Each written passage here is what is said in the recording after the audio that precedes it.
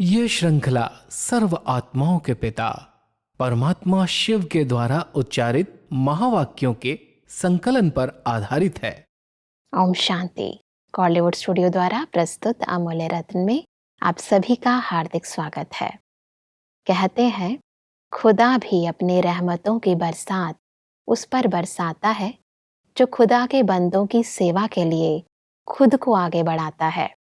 यद्यपि ईश्वरीय सेवा हमें प्रत्यक्ष फल अर्थात खुशी के साथ साथ हमारा भविष्य प्रारब्ध भी जमा कराती है, परंतु देखा जाता है कि ईश्वरीय सेवा में भी कई बार हमें मेहनत व कठिनाइयों व समस्याओं का सामना भी करना पड़ता है। ईश्वरीय सेवा में मेहनत का मूल कारण क्या है और ईश्वरीय जमा का खाता सदा बढ़ाने की विधि क्या है, आज हम ईश्वरीय महावाक्यों द्वारा गहराई से समझेंगे। महावाक्यों के स्पष्टीकरण के लिए हमारे मध्य हैं प्रजापिता ब्रह्मा कुमारिस ईश्वरीय विश्वविद्यालय के वरिष्ठ राजयोगी शिक्षक आदरणीय राजू भाई साहब। सब आपका आज के एपिसोड में बहुत बहुत स्वागत है। सब आज हम बात करेंगे 31 दिसंबर 2003 के महावाक्यों पर, जिसका टॉपिक है इस वर्ष निमित्त और निर्माण बन, जमा के खाते को बढ़ाओ और अखंड महादानी बनो। परमात्मा स्टार्टिंग में कहते हैं कि नया वर्ष क्या याद दिलाता है? नया युग, नया जन्म। जितना ही अति पुराना लास्ट जन्म है, उतना ही नया पहला जन्म कितना सुंदर है।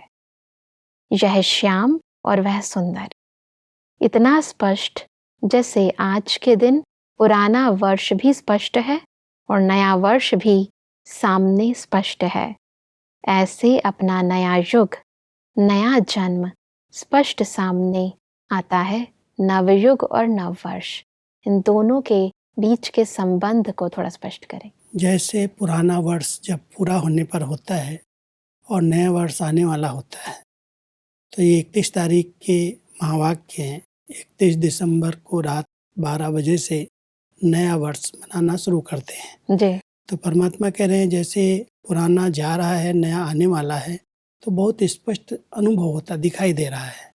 ऐसे ही आप बच्चों का ये पुराना जीवन जो है आज श्याम है, विकारों से पतित होने के कारण इसको श्याम कहते हैं, और फिर कल गोरा सुंदर शरीर आपको मिलेगा। तो ये पुराना वर्ष पुराना युग को याद दिलाता है और नया वर्ष नए युग की याद दिलाता है। तो ये पुराना वर्ष जाएगा, नया वर्ष आएगा, और ये पुराना युग जाएगा, कलयुग जाएगा और सतयुग आएगा, क्योंकि रात के बाद दिन आता है। तो ये चक्र के हिसाब से परमात्मा कह रहे हैं कि पूरे चक्र में सतयुग, त्रेता, द्वापर, कलयुग, ये 4 युगों का चक्र है। अब ये कलयुग के अंतिम समय के वेला में आप संगम पर बैठे हो और अभी ये परिवर्तन होने का समय है। जी। तो आज है पुराना और आने वाला जो कल है वो नया है। दोनों स्पष्ट अनुभव होते हैं, दिखाई देते हैं।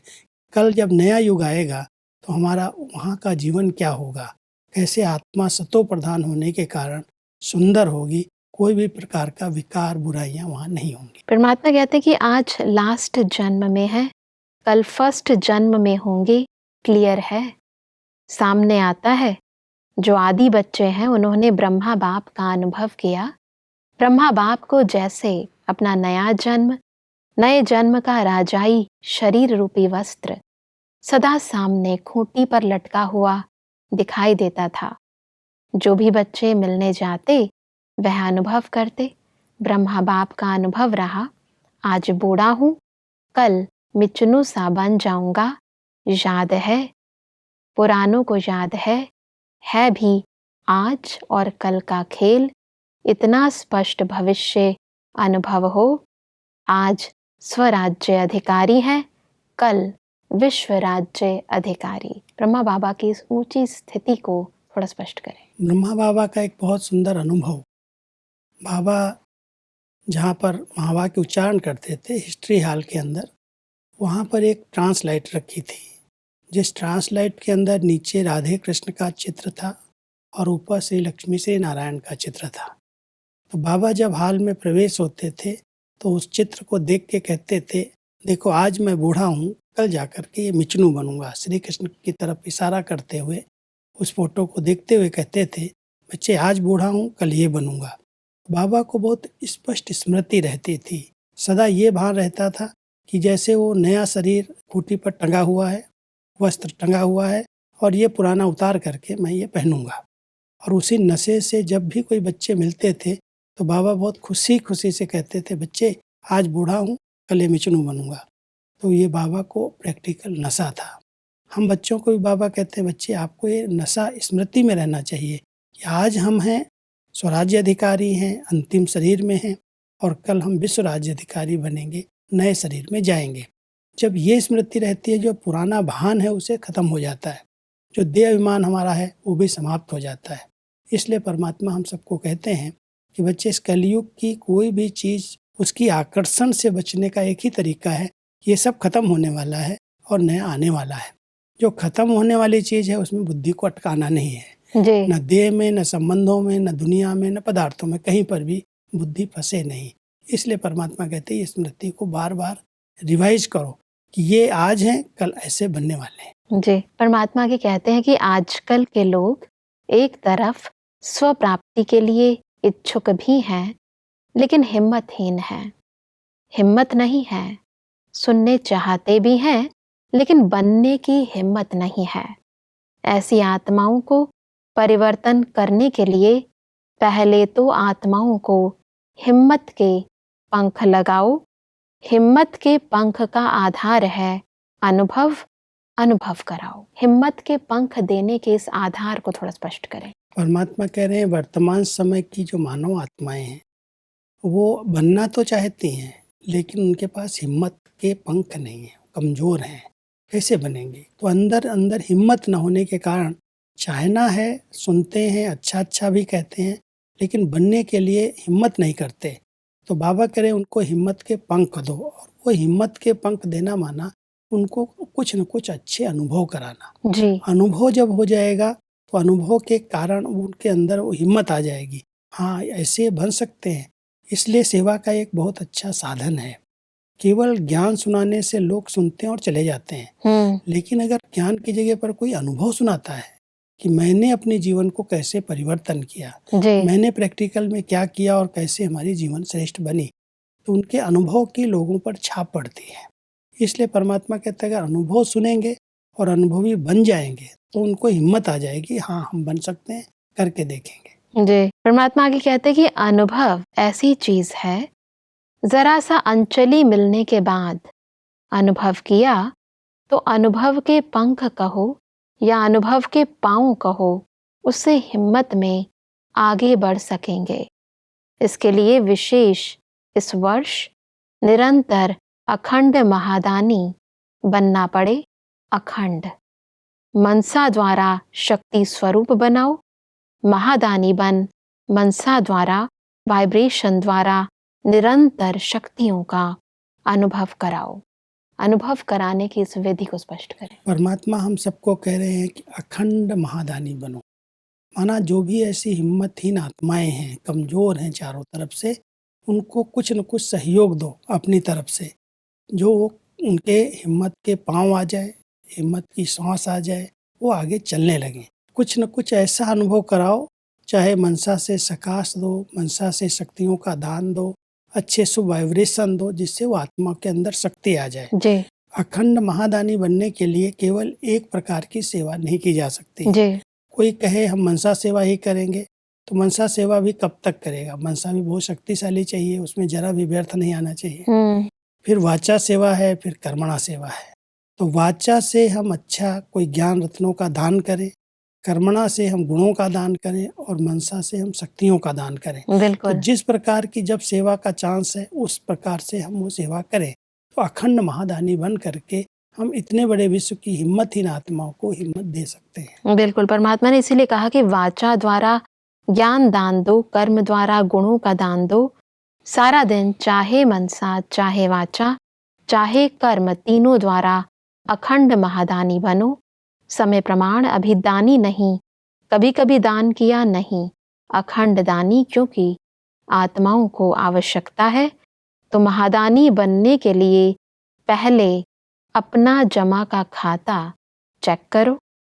चारों ही सब्जेक्ट में जमा का खाता कितनी % में है। अगर स्वयं में जमा का खाता नहीं होगा तो महादानी कैसे बनेंगे? महादानी बनने की इस विधि को स्पष्ट करें। महादानी तो वही बन सकता है जिसके पास खूब खजाने भरपूर हों। तो परमात्मा कहते हैं बच्चे पहले अपने आप को हर खजाने से संपन्न करो, जमा करो। ज्ञान, गुण, शक्तियाँ जो भी खजाने हैं, चारों सब्जेक्ट हैं, उसमें फुल हो जाओ। जब आपके पास जमा होगा तो जमा की हुई चीज़ दूसरों को देना सहज होता है। बिल्कुल। है ही नहीं, खाली है तो क्या देंगे। तो इसलिए परमात्मा कहते हैं ज्ञान की सब्जेक्ट में पहले अपने आप को फुल बनाओ। ज्ञानी तू आत्मा बन करके रहो। योग ऐसा आपके पास हो, योग की शक्तियों का दान करना सीखो। योग से पहले अपने संस्कारों का परिवर्तन करो।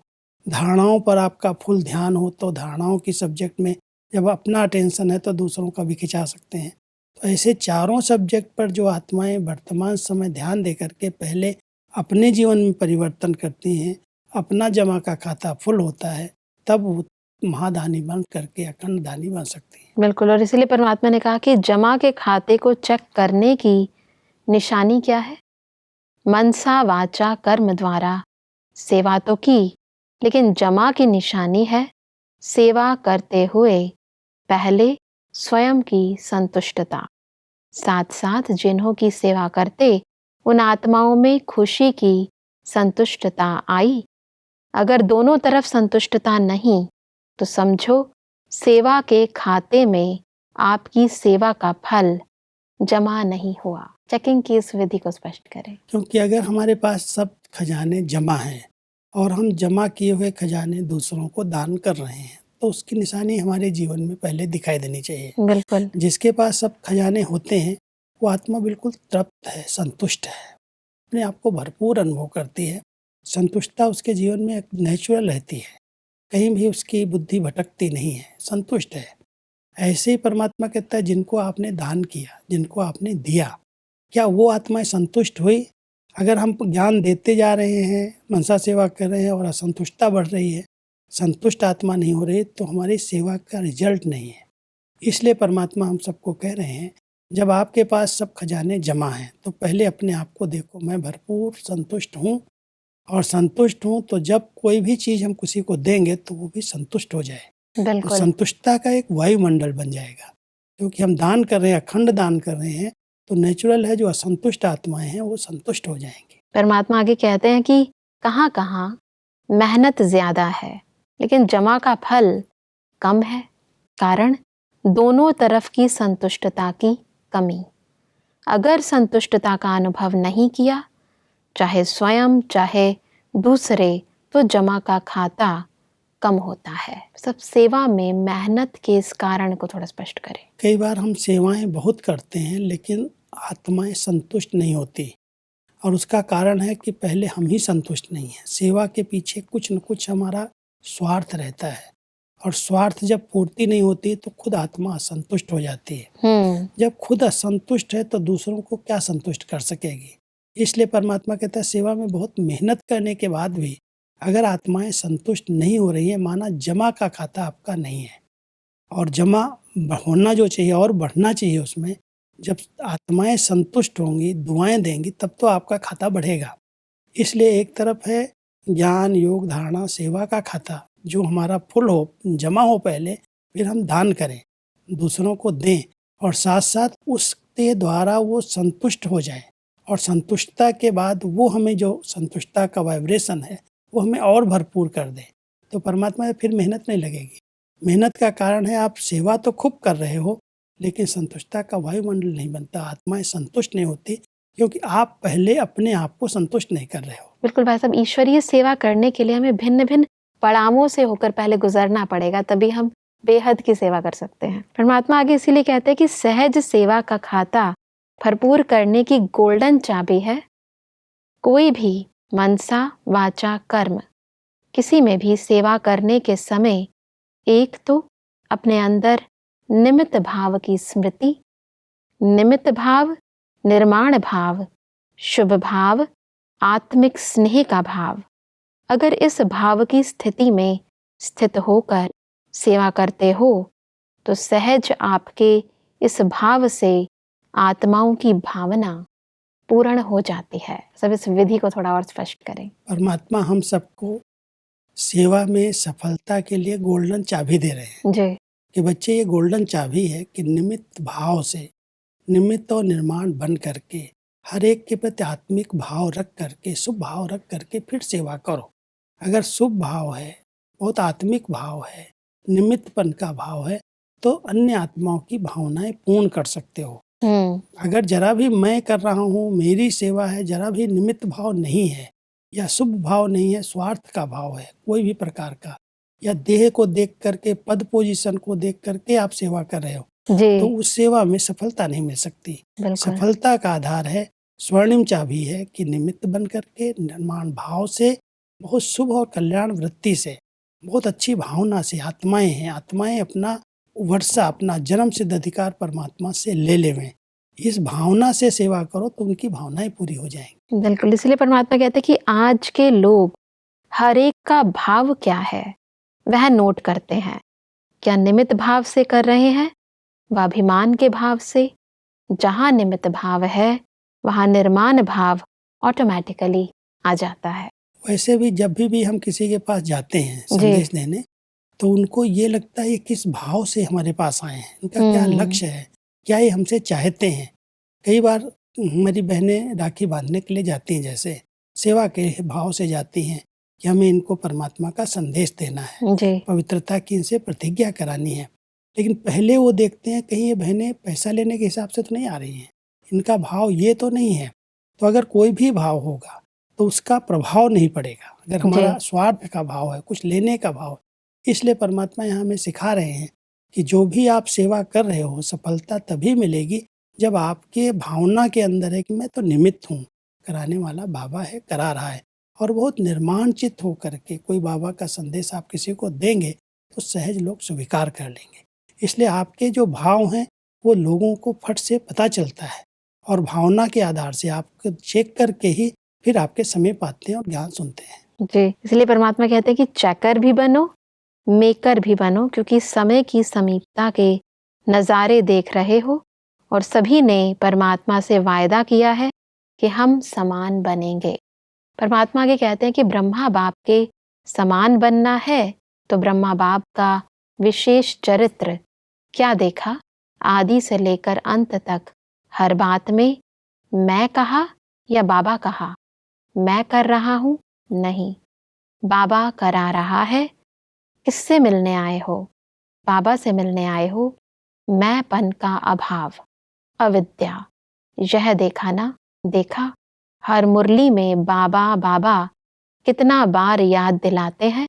तो समान बनना इसका अर्थ ही है पहले मैंपन का अभाव हो। समान बनने की इस विधि को स्पष्ट करें। ब्रह्मा बाबा ने मैं शब्द कभी प्रयोग ही नहीं किया। कोई भी बच्चे जब बाबा से मिलने आते थे तो बाबा पहला प्रश्न यही करते थे, बच्चे किससे मिलने आए हो? साकार बाबा से मिलने आए हो या शिव बाबा से मिलने आए हो? प्रश्न पूछ करके बाबा उनको कहते थे कहीं ये मैं में न फंस जाएं कि मैं दादा से मिलने आए हैं, शिव बाबा से मिलने आए हैं। तो मैंपन का अभाव था। जरा भी किसी भी वाणी में बाबा ने कहा मैं कर रहा हूँ, नहीं, कराने वाला बाबा करा रहा है, बाबा करा रहा, बाबा का कार्य है, बाबा के सब बच्चे हैं, बाबा की ये सब सेवाएं हैं। शिव बाबा को सदा सामने रख करके ब्रह्मा बाबा ने मैंपन को समाप्त कर दिया जी, और बहुत निमित्त भाव से करण करावनहार बाबा है, उसके बच्चे हैं, उसका यज्ञ है, इतना सब विस्तार उसका हो रहा है, मेरा नहीं। तो बिल्कुल। बाबा ने मैं शब्द को जड़ से समाप्त किया। अभाव था जैसे जीवन में, बाबा कहते बच्चे फॉलो फादर करो। जैसे ब्रह्मा बाबा ने मैं शब्द को खत्म कर दिया, ऐसे आप बच्चे भी निमित्त भाव से कोई भी सेवा करो, उसमें जरा भी मैंपन का भाव न मिक्स हो। बिल्कुल, इसलिए परमात्मा कहते हैं कि सब चाहते हैं कि परमात्मा की प्रत्यक्षता हो, परमात्मा की प्रत्यक्षता करें। प्लान बहुत बनाते हो, अच्छे प्लान बनाते हो, परमात्मा खुश है, लेकिन यह रॉयल रूप का मैंपन प्लान में, सफलता में कुछ परसेंटेज कम कर देता है। नेचुरल संकल्प में, बोल में, कर्म में, हर संकल्प में बाबा बाबा स्मृति में हो, मैंपन नहीं, परमात्मा करावनहार करा रहा है। यही एक स्मृति निमित्त भी बना देती है और सेवाओं में सफलता भी दिला देती है। बिल्कुल करावनहार बाबा है, वो करा रहा है। जहाँ पर भी मैं आ जाएगा वहाँ पर सेवाओं में सफलता नहीं मिलती, बिल्कुल क्योंकि सबका सहयोग बाबा के प्रति है। बाबा को देख करके कोई समर्पित होता है, बाबा को देख करके कोई सेवाओं में अपना सब कुछ सफल करता है। और अगर कोई व्यक्ति सोचता है मेरी सेवाएं हैं, मैं कर रहा हूँ, तो बाबा कहता है वहाँ पर वो सेवाओं में सफलता में कमी आ जाएगी। बिल्कुल बाबा बाबा कह करके सेवा करते चलो, कराते चलो, क्योंकि करण करावनहार बाबा है, उसकी सेवाएं हैं, उसको प्रत्यक्ष करना है। मुझे कोई प्रत्यक्ष नहीं होना है, लेकिन बाबा को प्रत्यक्ष करना। इस भाव से अगर सेवा करेंगे तो सफलता मिलेगी। परमात्मा इसीलिए कहते हैं कि जगत अम्बा की यही विशेष धारणा रही। जगदम्बा का स्लोगन याद है, पुरानों को याद होगा, है याद, हुक्मी हुक्म चलाए रहा। यह थी विशेष धारणा जगदम्बा की। तो नंबर लेना है, समान बनना है, तो मैंपन खत्म हो जाए। मुख से ऑटोमेटिक बाबा बाबा शब्द निकले, कर्म में आपकी सूरत में बाप की मूरत दिखाई दे, तब प्रत्यक्षता होगी। मम्मा के इस एग्जाम्पल को भी स्पष्ट करें। परमात्म प्रत्यक्षता के लिए बाबा ये सब विधियां बताते हैं और साकार में जो आत्माएं निमित्त बनी उनके मिसाल भी देते हैं। जैसे बाबा ब्रह्मा बाबा ने मैं शब्द को समाप्त किया, ऐसे ही नंबर 1 आत्मा ब्रह्मा बाबा के बाद जगत अम्बा माँ, उन्होंने भी सदा एक ही स्लोगन पक्का किया। कोई भी बात है, हुक्म ही हुक्म चला रहा है, मैं नहीं चल रही हूँ, वो चला रहा है, उसके हुक्म पर सब हो रहा है, उसकी आज्ञा से सब हो रहा है। इसी स्लोगन से मम्मा ने भी अपने मैं को समाप्त किया। कोई भी मम्मा की महिमा करता था तो कहते तो प्रभु प्रसाद है, तुम इसकी महिमा क्यों कर रहे हो, कराने वाला बनाने वाला वो है। तो मम्मा ने अपनी महिमा भी स्वीकार नहीं की, मैंपन का अभाव कर दिया। तो जैसे मम्मा बाबा ने दोनों ने नंबर 1 तभी प्राप्त किया जब वो मैं से मुक्त हो गए, ऐसे ही बच्चों को भी इसमें फॉलो फादर करके मैं को समाप्त करके निमित्त निर्माण बन करके बाबा को प्रत्यक्ष करना है। प्रत्यक्षता के लिए या अपनी सूरत से परमात्म सीरत दिखाने के लिए, अपनी जीवन से दूसरों को बाबा का दर्शन कराने के लिए परमात्मा कहते हैं इस मैं को समाप्त कर दो। जब मैं समाप्त हो जाएगा तो आप दर्शनीय मूर्त बन जाएंगे और परमात्म प्रत्यक्षता का कार्य संपन्न हो जाएगा। बिल्कुल भाई साहब, आज हमने समझा कि ईश्वरीय सेवा की यथार्थ विधि क्या है और उससे सिद्धि प्राप्त हम कैसे कर सकते हैं। स्पष्टीकरण के लिए आपका बहुत बहुत धन्यवाद। ओम शांति। दर्शकों, आज के महावाक्यों में परमात्मा ने कहा कि हिम्मतहीन आत्माओं को हिम्मत दिलाने के लिए हमें उन्हें अनुभव कराना है और उसके लिए हमें निरंतर अखंड महादानी बनना है। परमात्मा ने कहा कि महादानी बनने के लिए हमें चारों सब्जेक्ट्स में जमा का खाता बढ़ाना है और जमा की निशानी है स्व से और सर्व से संतुष्टता।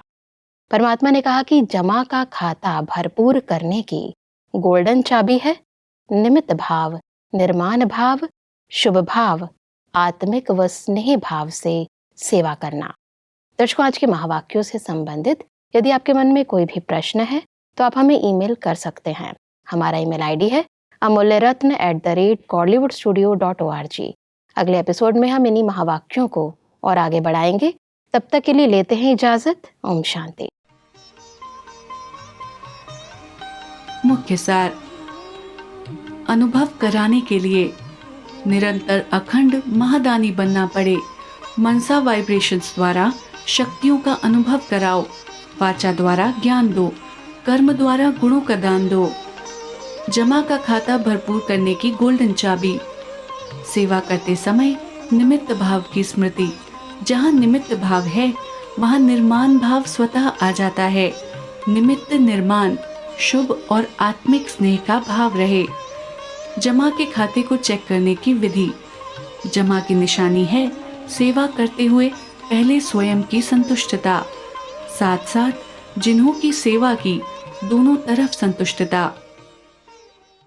अधिक जानकारी के लिए संपर्क करें Amulya Ratan Godlywood studio, Manmohini Van, Shantivan post, Abu road 307510, district Sirohi, Rajasthan.